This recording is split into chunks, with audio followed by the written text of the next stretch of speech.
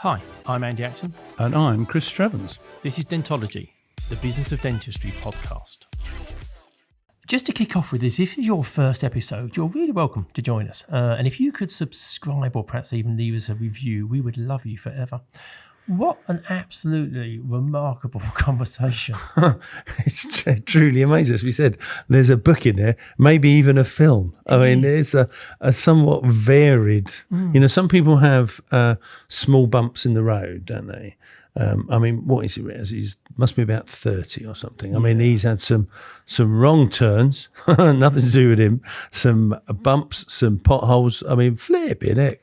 A whole lot. And I think what's great is anybody who is struggling in whatever they're doing will take inspiration and motivation from Riaz and his life. Because as people will hear in the episode, it was far from an easy start. Yeah. And then there were challenges along the way. Yet he's got this attitude of just keep knocking those walls down and keep going. And there's so much that we can all learn from guys that have an attitude like that. Yeah, and very humble. Yes. A lot of humility around him, there wasn't like, the world doesn't owe him anything. It was really it's just good part of his life. conversation. Yeah, absolutely wonderful. Amazing journey. Yeah, no, people can take a huge amount from that. So here we are. It's Monday morning, 7 a.m. So that must mean only one thing. I've got a cup of coffee. No, Dentology Podcast. And a cup of coffee. You'd have thought after 160 plus episodes, you'd have worked it out by now. You know what? It's old age, mate. So today we are privileged. We have an incredibly interesting chap joining us. Definitely interesting. We have Dr Riaz Sharif joining us, and Riaz is a private cosmetic dentist and a story which is going to blow your socks off. Welcome, Riaz. How are you? Yeah, how you doing, man? Andy. Yeah, well, thank you. How are you both, right? We're good. We are very good, thank you. Yeah. Looking forward to hearing your story. I think it's going to be very interesting. It is. It's not the conventional story. Yeah, it's very unconventional. Yeah, it's not conventional. No. We can dive into that slowly. Yeah, we can. We always start at the beginning, and childhood's a good place to start because I believe it's our childhood that leaves the clues for the people that we become. I know that yours wasn't the easiest start. And we're all a product of the environment. So can you look back on a time in your childhood and say kind of this is the person I am today? But perhaps before answering that, just give us a sort of set the scene in terms of what your childhood was like. Your childhood, it wasn't the most straightforward childhood, to be honest, Andy, Chris. I was born in London, in Hackney. I was brought into orphan, I was an orphan, basically. Started off in several foster care homes. Oh, wow. Didn't have a very steady upbringing, to be honest.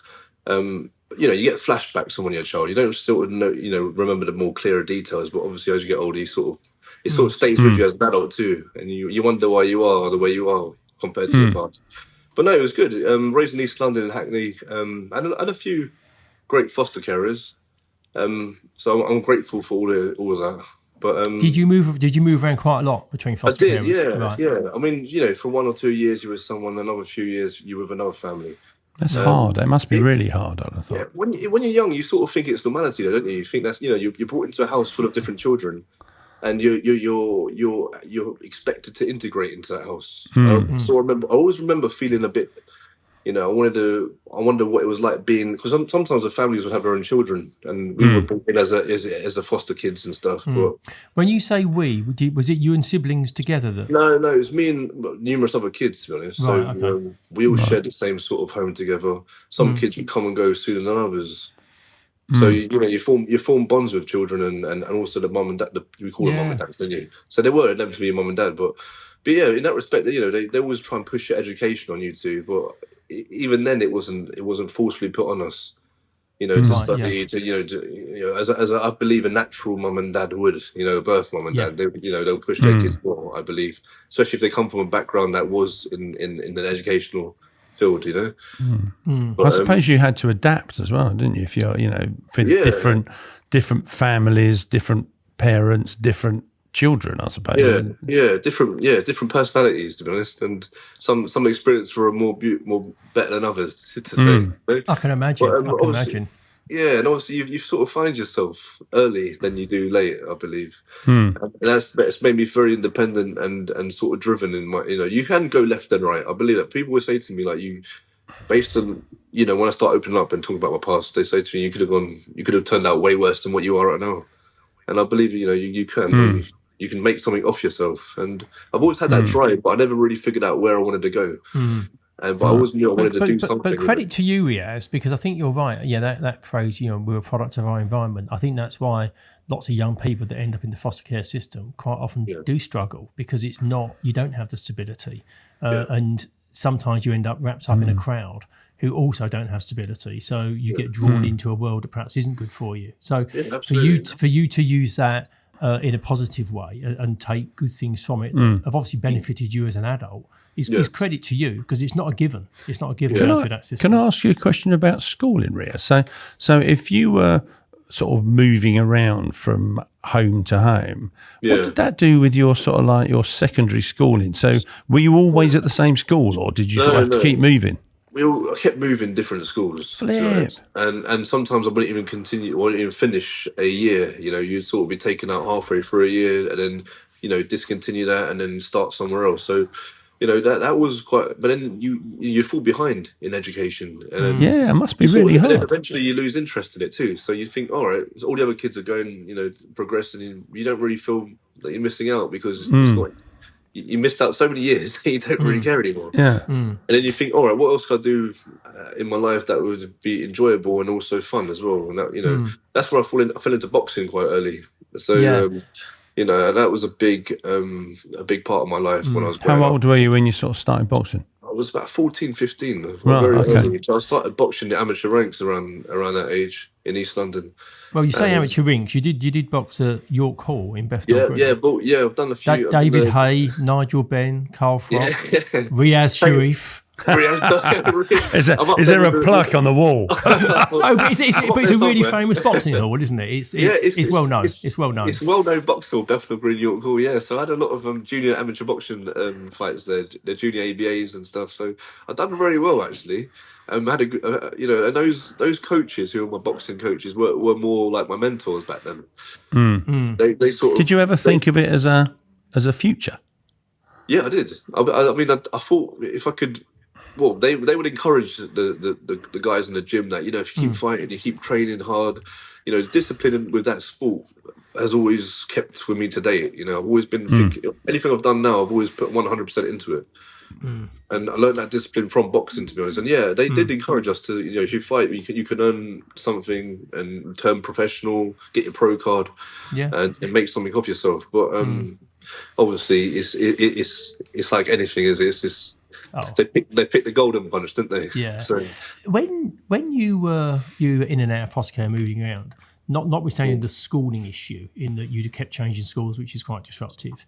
I imagine that it was quite hard to build long-term friendships as well, because you were in and out of different houses, changing schools. Did boxing provide you with kind of a sense of family, in that was something that was constant for you? The guys that I met in the gym when I was growing up, they were like my family. And you forget names, but you feel like you remember moments. And I remember like jumping in the minicab and then going to the boxing fights, and it's like a big family getting all ready. Everyone's boosting each other up. Everyone, and after the fight, it's just it's just a nice environment. Yeah. So that, and then obviously being in the foster care homes, you like myself, another foster kid, you sort of bond with them more than you did with the actual families. Yeah. So that was another thing that I remember feeling like back then. But yeah, that was my closest sense of family back then. Yeah. So how did you get? So it's obviously school's a bit disjointed, which then I'm assuming A levels are probably a bit disjointed as well. So where did you get when you said earlier on the problem is moving around, is you sometimes sort of fall out of love with education, for want of a better choice of words. So what was the thing that sort of reignited your enthusiasm for education? Yeah, I got to be honest, it was actually, I got adopted quite late in my life. And that family, one of I call him my dad.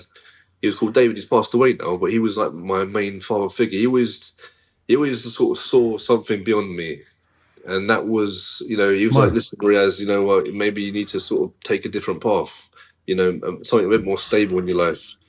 And the medical field was always his sort of. He admired it himself, and he encouraged me to look into it.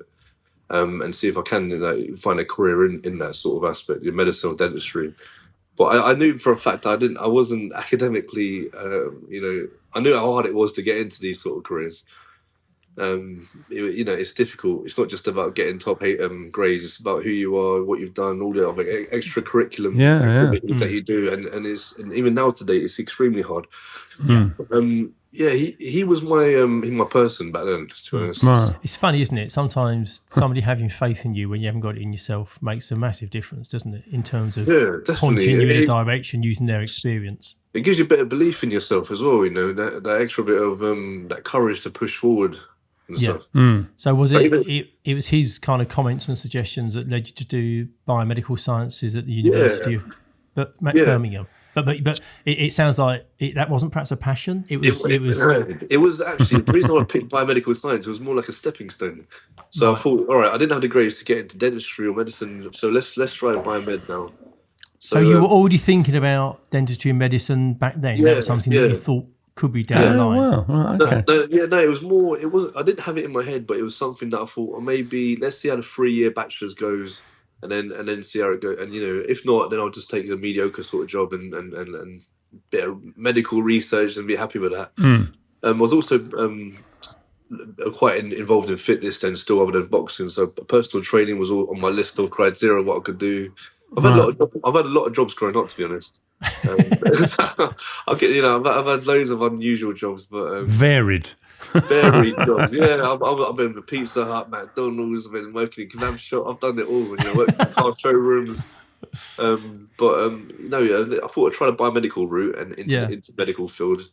And but those things you rattle off, Riaz, people say, they'd often get categorised as quite low level jobs.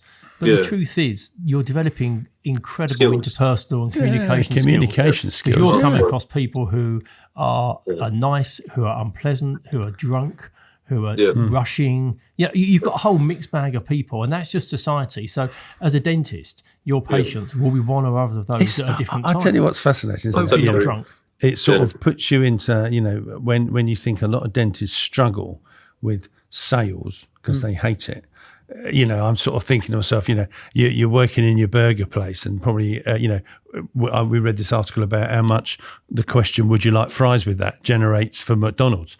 And they always ask it. But sometimes a lot of times people say no, but you're in that business of asking that question. So therefore, when you're coming to doing your dentistry, you're like, it's just a question I'm asking you. You do develop customer service skills, and all these it's brilliant. And like you said, you meet different people from like young to old, different personalities. So it does help. It has helped in dentistry to date. Yeah. And I look back and I'm grateful for those jobs because it's taught me a lot of life skills. And so it's all come together. You look back and you think, why? It was tough then, but it's all meant something. Well, talking of things being tough, you then went to Hungary, to Budapest. Oh God, yeah. So Budapest was the next stage of my life. So I didn't actually plan to do that. That was I planned to just hopefully do my biomed and get a job in the UK, hopefully in dentistry, postgraduate, or if not, then. How did you end up there? Yeah. I had a friend actually who reached out to me. He was actually studying out there, and he said to me, "Listen, there's a 5-year degree out there. Get your degree in Birmingham and come out here and see if you can do it." God, it was a nightmare. The first year of going to Budapest in Hungary was extremely hard, and anyone I know who has an overseas dentistry degree can even vouch for that. It's difficult. It's not just going overseas and getting a bit of certificate coming over. It's brutal, but it's also valuable. But you also had to learn Hungarian as well. Yeah, that was part of it. So firstly, adapting to the culture it was hard in the first year, and also learning Hungarian was essential. They wouldn't let you progress the clinical year to the clinics and the hospitals unless you knew Hungarian. So passing all these verbal and all the exams were in verbal context. They weren't written. And Hungarian's not easy, is it? Oh no, they say it's one of the second. When you listen to it, it's like. Oh God, it's the second hardest language in the world apparently, under Japanese, I think it is, or Chinese. Seriously? And Yeah, are you fluent in Hungarian? Can you still speak I it? was fluent on Hungarian. Yeah, I could have a good conversation. But now, if I go back to Budapest, I'm like, I went back in Christmas. I couldn't even get a word out. I was like, oh god, I think I know what I'm going to say. What is this? I don't want to say it. It's rude. It's going to come out very wrong right now. But no, it's but I had a lot of Hungarian patients, and speaking to them, treating them over there. But yeah, things were good over there until my last year actually. So struggled to complete the actual degree.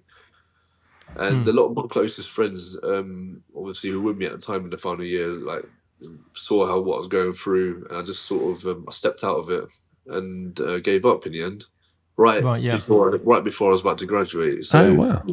Yeah, so my stepdad passed away. A lot of things in my life weren't aligned and stuff. So I thought, I need a bit of break. I don't know what was going on. And I came out of it all. And that was a big chapter of my life too. I mean, there's kind of tragedy and trauma, and it's not been easy for you. But what coping mechanisms do you use for this? Because you're striking me as somebody who's kind of got it together today. You've got a great career. Yeah. This would have there were lots of things that have happened in your life, even in just this kind of 15-minute conversation, that could have derailed people. So what mechanisms do you use to cope with this trauma that comes your way? I think, well, first of all, I just wanted to make myself proud and obviously make him proud. He was a big figure in my life. But, it all comes down to what your self-worth and what you want out of your life, don't you? And I always wanted not to be that, like, the guy who, the orphan or the young boy who never really progressed and made something of his life and just, wanted more but never did get more. I wanted more. And I wanted to also give back and help people. I've always been someone like, I was a personal trainer, I was always wanted to help people enhance their body and then, to get them back into shape. I've always been that sort of person. So I wanted to have a career that could allow me to do that on a bigger scale. And I thought dentistry or medicine was that. But yeah, like all these tragedies, it's they've always it's just. I think I'll sit down, just restart myself and tell myself to keep going every sort of hurdle I come across, whether it's however hard it gets, and that's what I say to anyone. Isn't it? Because it's hard, it's hard, isn't it? To keep going. You've had a fair few. Oh yeah, knockbacks. Haven't you? Everyone has traumas. That's the thing. We all got our dark days, but there's always there's always a light at the end of the tunnel, isn't there? I believe there's never ever a dead end point in where we can be in our life. There's always you can always be better and be in a better place. So I think you're great. I think you're a great example of that. Yeah, positivity. So I was going to say, so you're in Hungary. You were doing your course. Yeah. Sadly, lost your stepdad. Yeah. So then you stepped out for a period of time, but then you took another turn. And talking about the path isn't smooth. It's not even bumpy. It's a cobblestone. And you ended up in Slovakia. I got to my last exam in Budapest. They didn't. Things didn't go right. I failed them, and I was about one exam from becoming a dentist. So you can imagine how heartbroken I was as well. It was just the worst time I've ever had. 5 years, Plus all of the dentist, the UK. I spent so many years, 4 years doing a biomed, and it was just all collecting all these years and nothing to really save for what I've done. And then they wouldn't accept me back into the university in Budapest. So what I did was collect my credits that I got from Budapest over the last 5-6 years there. And then I was just searching like frantically, looking for how I could salvage the degree. Yeah. And I had a good friend. He's actually a dentist in Coventry right now. He helped me find a university or couple. So I reached out to them. They allowed me to do the entrance exams along with the credit transfers that I had from Budapest. But the thing is, they put me in different years. They didn't put me, you can just do one exam. Here, here's about 50 exams you can do, and you can finish in the next 3 or 4 years. So I found Slovakia. It's a small city called Košice in Slovakia that I found. So got my bags, went on a train, crossed the border into Slovakia, in hope to salvage what I already had. And that's another journey that I had. Yeah, that that was interesting. I had to learn Slovakian this time, so I then had to learn Slovakian, adapt to the Slovakian culture. It was just like, I was thinking to myself, what is this really worth it? Is dentistry really, people in the UK just do their 5-year bachelor's degree, that's it. They roll straight into DFT one and but then I suppose we only know our own life, and through circumstances your upbringing was incredibly disjointed and no stability. So this carrying through into your young adult life, kind of, you're just rolling with it because that's just what it's like. Riaz's world's just like this. We just keep going. That's what people. If I would tell people this, they'll be like, "This is it. You're used to disruption." And I'm like, you know what? I just need a bit of peace in my life right now. So you'll probably find it really dull if nothing happens. I still do. I need a bit of excitement in my life. But What do you mean? I'm not moving countries. Come on. So it's now 2021. So how long were you in Slovakia? Were you able to just do a year? No. So they put me in numerous years doing different courses. So what you had to do the 3 or 4 years or something? Yeah, so I've done 4 years, but I had to do for example, 3 courses from year 1 dentistry, 2 courses from year 2, 1 course. He's 46 years old. He doesn't look it. He's 46. I'm actually retiring next week. After giving 2 months good service, he's off. Riaz has the world's longest dental degree ever. 3 years in, I'm retiring. That's it. I didn't realise. I thought you were going to say, they let you off, but no, you had to. No. I went to the dean of the faculty in Slovakia. They didn't care at all. They were like, listen, where are you trying? What are your credits? This is what we accept. Done the entrance exam and got in, and then I finished it 4 years later. Right. So now we're 2021. You've qualified. You've got your badge of honour. You're now qualified as a dentist. So now you're back in the UK. What did that look like when you came back? It changed his mind. I thought become a mechanic. Dentistry, sod it. I'm not interested now. I was like, no, I'm too tired of dentistry now. I'm too good for this. Do you know what? Being an overseas dentist, coming back to the UK, it's a challenge. That's another hurdle that I had to overcome. People don't. You can't just walk into a foundation training system like any, 5th-year graduate in the UK dental school. Fortunately, I had a friend who knew someone in Bournemouth and Poole who was a mentor, and contacted them, and they were working for the corporate I work for at the moment, MyDentist. It's a great corporate. Highly recommend working for them. So I've done their mentorship program for about a year. Obviously, you start endeavouring on the NHS schemes, and they're learning their regulations, and doing all their courses, and getting familiar with that. So that was a whole new system that I had to understand and get used to. But at least I was working, and I was on a step. I was on the ladder somewhere. Yeah. And is their mentorship program purely around navigating UK dentistry? Is it almost like a conversion for overseas dentists to understand just how the UK system operates? This week's episode is brought to you in partnership with Ultimate Dental Business. We know as guys who have supported dentists for over 25 years, and through hosting this podcast, that building business skills in dentistry is vital. Time and again, we hear from dentists who tell us that they find the business side of dentistry the most challenging. And we know that stress and pressure comes from doing things we don't feel well equipped to do. That is why we are delighted to be part of Ultimate Dental Business, the new dental business hub delivering top-tier business training for dentists. Founded by Dr Brad Thornton and Dr Krupal Shah, Ultimate Dental Business is a response to the lack of robust dental business education currently available. Through our effective collective discussions with dentists, it was clear they most needed good structure and effective guidance to give them the knowledge and tools to be successful dental business owners, and to create a business that serves them rather than the business that takes all their time and energy to keep going.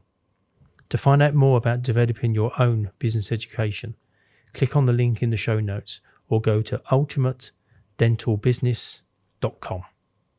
Yeah, it's more like the banding system. Right. So getting overseas dentists used to the banding system, and how to operate, and get used to the UK dentistry, to say. But I was fortunate because talking, not being a foreigner and talking quite native English, English Because quite you're well. English. Yeah, it helps a lot. It helps. Yeah, it does help a lot. Yeah. But And given the path that you've been through, like genuinely, are you loving dentistry now? Because it's been such a long journey to get qualified. Oh, please answer Is it all you hope for? It's with dentistry. What I've noticed, you have to steer this career in the right direction that you want it to be. And I've always been interested in the arts and the aesthetic. Building rehabilitation. Restorative cases, and from an early age. But obviously with that, you have to upskill. You have to do courses. You have to know what you're doing before you start taking on those cases. So steering it in a pathway that I like now is what I enjoy the most. Getting the cases that I like to do is what I enjoy. And that's happened in the last year or two now, and that's where the passion comes from. Rather than being stagnant and accepting, just scaling fillings and extractions and doing that on repeat on an NHS system, and daring yourself to branch out and doing a bit of private work was a big challenge, I think, for dentists at the start. And especially coming from overseas, the demand for like private dentistry is quite high. You need to provide and give, if they're paying that much money. But yeah, it's going all right so far. I mean, I am enjoying it a lot. Yeah. Good. And are you enjoying this period of stability, or are you just a sort of person that needs a bit of chaos to really? I've got itchy fingers again. Yeah.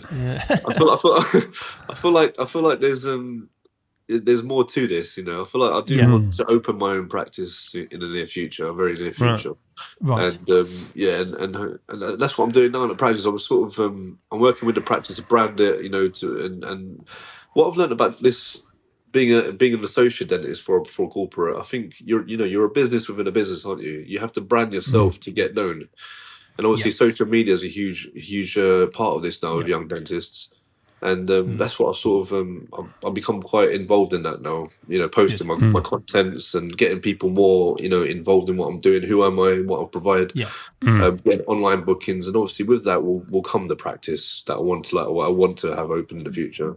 Yeah. But getting recognition was a big thing this year too. So I was a finalist in the Young Dental Awards for Best Young Dentist in the Southwest. So that alone for me, if I look back 10 years ago and someone was to say that to me, I'll be gobsmacked. I'll be like, yeah. Good for you. It's the big achievement for me, but that's just one that I will, is one for the book. So yeah, so you got to keep going, haven't you? Get more and more. I was just saying, it's a massive journey, isn't it? Really, when you go back to, you start as an orphan, and then you moved around, and then you finally get adopted, and then we have Hungary, then we have Slovakia, then it's just like, wow, man, it's a book in here, Riaz, I'll tell you. It's a bloody big book, isn't it?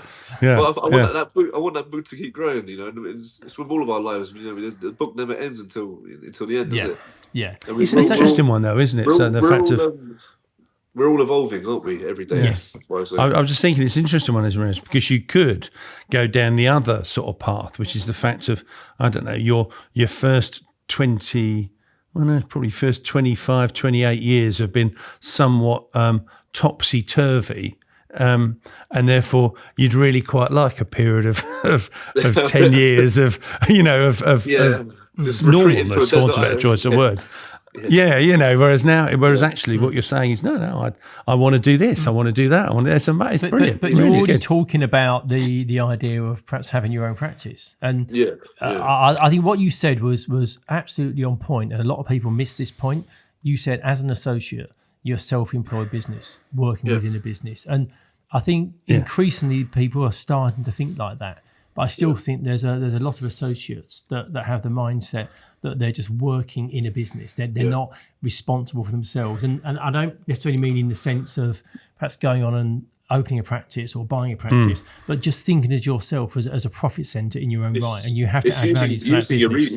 Using your resources around you, You're, like you said, you're a business within a business. Well, why not use what you've got around you to operate and to sort of, to pave the way for the future for yourself? Yeah. Rather than being compliant and just accept it. But then, it's exciting because when it's like a domino effect. You get one success and you want more, and Yeah. it's- Completely. but what it also does is it keeps you humble and keeps you driven. Yes. Which is what it is. Yes. Yeah. So do you see yourself buying a practice or setting your own practice up? What does that look like? Yeah, I would like to set my own practice up, or buy. To be honest, it depends what opportunity comes at the right time for me. But it's something that has really become quite certain in the last year or two. Right. Yeah. Yeah. You know, What I love is your outlook is very broad. We talk to lots of people who are very specific about how they expect things to be. Yeah. And I wonder whether this kind of relates back to your childhood. You had to be very on your toes because things were changing and you didn't box yourself in. I think in dentistry you need to be adaptable as well, Chris. On your toes. I like that. That's a boxing. On your toes. A boxing. I like that. Yeah, I'm with you. Yeah. Oh, thank you for noticing. Sorry, I'm with you. Yeah, sorry, yeah. Took me a while. This doesn't write itself. This No, sorry. I was so slow there. I do You've got apologise. to keep on your toes over here. It's one of those. Exactly. No, You have to box clever. You got to box clever. Keep your guard up at all time. Yay! Yeah, you got to be. I think it's being adaptable as well. Like right now, I do believe I've learned to be adaptable from growing up, and I think that No shit. that is a main quality I think as a dentist, and to steer your future as well, to be adaptable and just go with it. Yeah. If you got you don't Ink dental. Yeah. ink, That's what it's called. Ink dental. Dental ink, I thought. Sounded very American though. Yeah. For those of you who are podcasting, you should look on YouTube and you will see a fair amount of ink on Dr. Sharif. Yeah, we were talking before we started recording, and you've got some wonderful artwork. Is there a story behind that? What's the background to it? Because it looks fabulous. There's a lot. A lot is to do with my childhood as well. So you can't really see much of it, but I'm on the shoulders of my stepdad. When I was growing up, my mum's arm, her hand in front with my baby hand. Got my real name and my mum's real name. So yeah, that's all in ink on it here. A lot of the context on the ink has a meaning to it, and I think tattoos should be like that. It shouldn't just be just a bunch of It's a story, isn't it? It's like your life story, isn't it? Yeah, and it's nice to just sort of. I've got the adoption. That's the adoption sign. So it's like a triangle with a heart in it. So that's got that. That's amazing. That's very cool. Yeah. There's a bit of space though there, Riaz, on the bottom. I'm working on that, please. just out of interest, I mean, tattoos are pretty commonplace these days. But how is it received by patients when they see it? Because you've got a lot and it looks impressive. Does it surprise some patients? I think patients, they either like it or they want to know more about it, and actually they're like, oh, I'm thinking about getting some myself done. I'm like, how was it? Or I've never had one negative response about my tattoos. Oh, really? That's good. No, and it doesn't deter your skills or make you a less of a skilled dentist, does it? No. Having tattoos, and I wanted to break that sort of persona as well. I was like, you know what? It doesn't mean you're a bad dentist just because you got tattoos on you, does it? No. You could be highly skilled and be someone as well, be a normal human being who actually has interests and. I think it's just a form of expression, and if anything, in a very noisy world, it does make you slightly distinctive. Yeah, it does. It does, and it has a bit of character to you, I think. I say it's also a brilliant relationship building tool, isn't it? If someone asks you, and virtually by sounds thing, every tattoo has a story. Every tattoo. It's like, as you say, you didn't just decide you're going to knock up a tribal tattoo on your arm because I've actually got a tribal tattoo over here. That was one of my first tattoos actually in Budapest. There we go. We talk a lot about controlling the controllables, and obviously within your life, there's been an extraordinary amount of uncontrollables. How big a part has fitness, health, and mindset played in kind of keeping you on track? Obviously, the fitness, it sounded like the boxing was a real kind of anchor for you. But he's let himself go, though, hasn't it? No. Yeah, it's that belly's popping out on us. Again, those of you who are listening, Riaz looks finely chiselled. But lose a few pounds. What about those other elements in terms of keeping you on track? Do you know what? I think honestly, it's good you pointed on this because my biggest the biggest thing that's kept me back on my path of trying, like, aiming for success has been fitness. You know, whatever dark days or any troubles I've had in my life, I've always walked into the gym, you know, whether it was boxing gym or a weight gym or any sort of sports gym, and just release my energy, and whatever hard day I had, I'd release it and then start again. And I've been doing that from a young age. And honestly, I train 6 days a week, and it's become a lifestyle habit. You know, it resets my mind every single day, and I believe that anyone in this sort of profession, or any profession, whether it's stressful or not stressful, it needs to have something that keeps them mentally focused. And I believe fitness for me is that, you know, and it adds discipline to my life. Yeah. It's good to hear. I know lots of people that when they exercise, they're huffing and puffing about it, but when you do exercise, you never regret it. It's like at the end of it.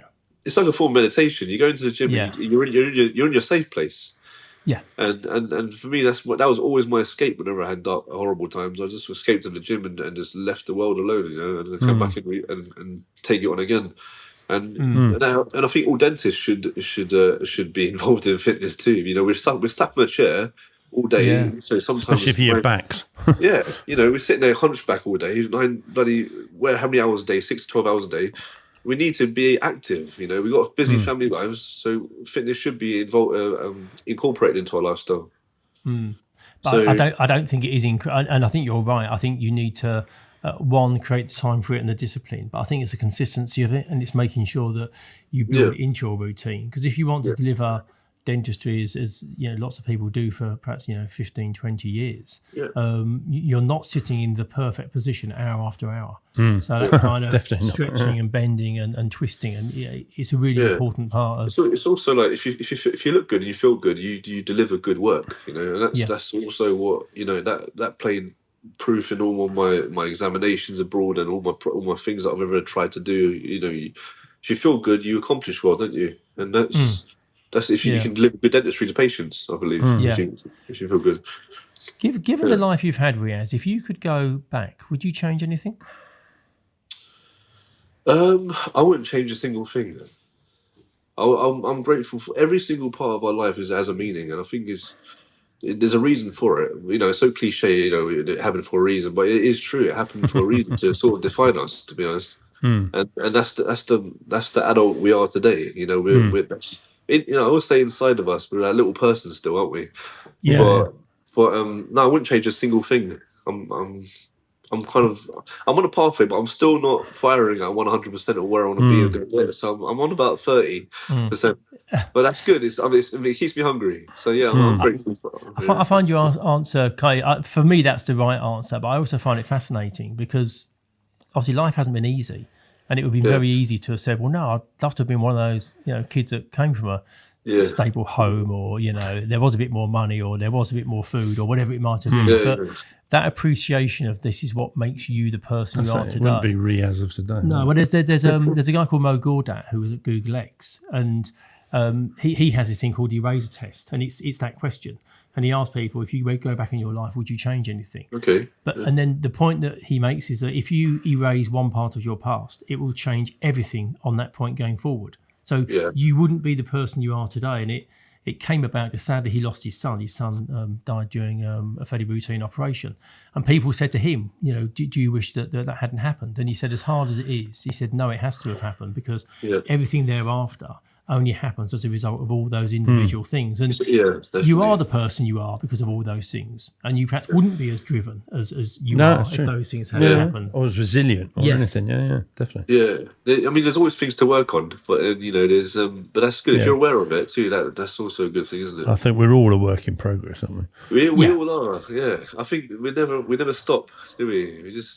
We keep going. Death. No. Yeah, that's what it does stop. But the thing is, it's rare we get somebody of your age that has such a wild story, and somebody who's still relatively early on in dentistry. Yeah. So, given what you've dealt with so far, I think the future for you, I think is so bright. I think you will literally, you'll create a new path for yourself, and we just don't know what that is yet. It's exciting. I don't know that. you take, like you said, you take it as it is, and just you have to adapt to it all and evolve slowly. That's what it is. It's going to become a motivational speaker. You know what I mean? It's got that sort of, hasn't it? Yeah. The fact of but it is in you itself. could do something. I was going to say whether you go on to do that or whether we just share your story. Yeah. This would inspire and motivate people. Of course You know, Because I've always wanted to have a platform where I can speak and inspire or guide or help or advise like younger people who were in the same position as me, and see if I could give them a little help and a bit of shortcut, a bit of motivational push to say.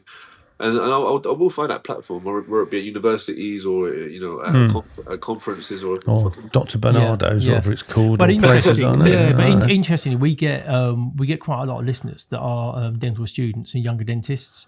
So when we put this episode out, there's a few key guys that I know that we will tag, and I'll privately message them and ask them if they could share this episode. Okay. Into dental schools, because there will be people there that will be finding it hard or will be struggling or won't have had the best of starts. So to hear your story and to see where you are now will be great. And they might not have to fly off to Budapest or Slovakia, but it will give them hope that they'll get there. I mean, I'm no mindset mentor, but I've always endeavoured in these sort. I've taken a big interest over the years in mindset, and I've listened to the likes of Tony Robbins and Les Brown. Yeah. All these guys have always been like, resounding in my ear, and I've listened to all of their stories, and it's always been a big help for me growing up. So having my own version of it is good as well. It's very cool. It's very cool. Just don't do the coals in the surgery. That will be. You might find CQC might have an issue with that. Before we do your composite bonding, we're going to march across these hot coals. I'm fascinated by the answer to the next two questions. I'm interested. We always finish up the same way, and we ask our guests two questions to wrap up. Okay. And the first question is: if you could be a fly on a wall in a situation, where would you be, and who would be there? If I was a fly on a wall, where would I be and who would be there? I think I'd be a fly on a wall in the presence of my royal mother. It's a bit. It's reason being is because I just, I've always had this question, even at my age right now. I did go in search for her, but it's always been my biggest wish to know where she is, if she's okay. Right. I don't know. It touches me a bit, but I get emotional about it. But that's no. I think it's right. It's your history, isn't it? I was going to say that's your past, isn't it? It's not just to just observe her and just hope that she's okay and just then fly away, I guess. Yeah. That makes sense. But yeah, that's if I was a fly on the wall, I'd like to be around to see if she's doing all right or who she is and if she's happy. I think what's lovely in that, Riaz, is that thing about you wanting to help people and care for people, which kind of means you're in a really good profession. But your answer to that question is it's nothing about you. It's all about, I want to make sure she's okay. Which I think from a kind of a caring point of view links back very nicely with the path you've been on and where you are. Yeah. And it's the answer to this question may well be linked to it, maybe something else. But if you got the chance to meet somebody, who would you like to meet, given the opportunity? I grew up listening to reggae a lot, so Bob Marley. Yeah, he's my not just because I've never really been the celebrity fanatic. It's more like I loved his culture, the reggae culture, his music. I was brought up around that. I know it's his free spirited nature.